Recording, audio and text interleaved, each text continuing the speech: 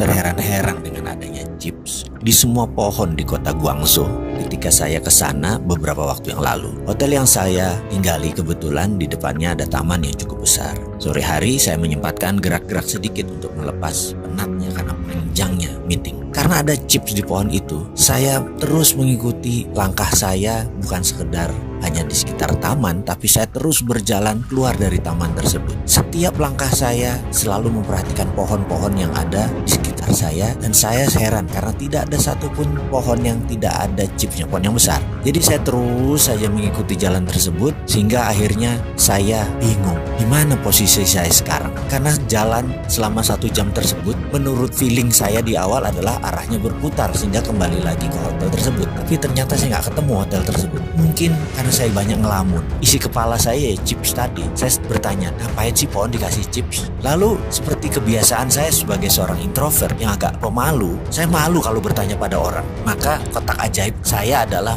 membuka Google Map sebagai solusi mencari jalan kalau saya lagi lost kayak saat itu. Saya pencet Google Map, yang terjadi adalah dia cuma muter-muter roaming. Saya baru sadar bahwa ternyata Google itu dikendalikan di Cina. Emangnya seperti di Indonesia search engine asing yang berkuasa. Kalau di Cina ya produk mereka sendiri yang berkuasa. Jadi karena saya nggak punya Baidu Map, ya sudah, akhirnya saya terpaksa tanya orang. Saya pun memilih bertanya kepada seseorang yang duduk di tepi jalan lagi sambil menikmati udara sore yang sejuk. Penampilannya kasual, dan saya pun bertanya, "Excuse me, could you please guide me to my hotel, the St. Regis? I'm sorry, I'm kind of lost," saya bilang.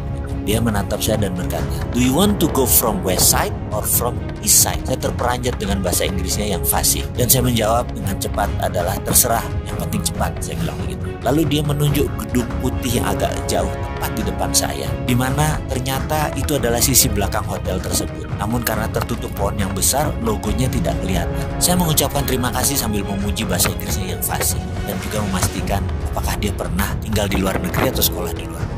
Lalu dia menjawab, "I never been abroad, but a couple years ago, I have a business export to America. So I need to be able speaking their language by phone and email." "Nice," saya jawab singkat. Lalu kembali saya bertanya, "And how about now? Still in business?" Dia jawab sambil menegakkan posisi berdirinya jadi lurus. "Yes, I'm business in Africa. Africa is one of China future. Very good prospect there for China." Sambil mendengar perkataan tersebut, saya mengucapkan terima kasih yang dijawabnya dengan hanya lambaian tangan. Kepala saya bertambah 2 masalah sekarang. Chip di pohon dan Afrika akan menjadi next China. Kok jauh bener ya mereka itu mikirnya. Sementara Indonesia mikirnya politik dalam negeri yang cakar-cakaran terus. Kapan ke Afrikanya?